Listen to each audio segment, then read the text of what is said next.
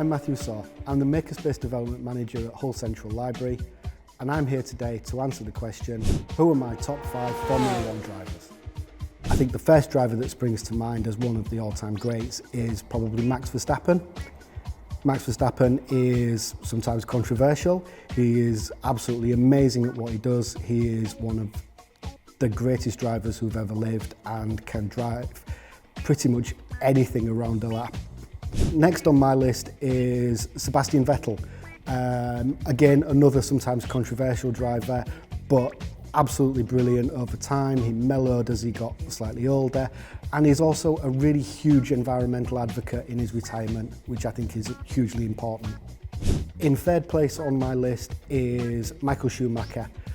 Arguably one of the greatest of all time, second in the rankings and in terms of records only to Lewis Hamilton, but absolutely amazing driver. Again, completely changed the face of Formula One with the way he prepared, the strength training, and it wasn't just about driving for him, it was more of a mental game as well as the racing. In second place for me is Nigel Mansell.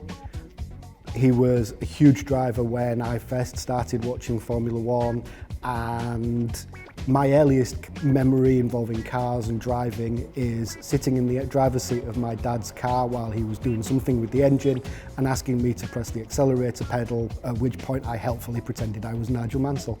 Which he wasn't impressed when I mashed the accelerator pedal and his head was under the bonnet, but anyway. And in pole position, the one and only Ayrton Senna. Huge fan of McLaren as a result of the driving that he did back in the 80s. Best natural talent behind the wheel, super fast. There's a video on the internet where you can go and watch a qualifying lap of him around the Monaco circuit.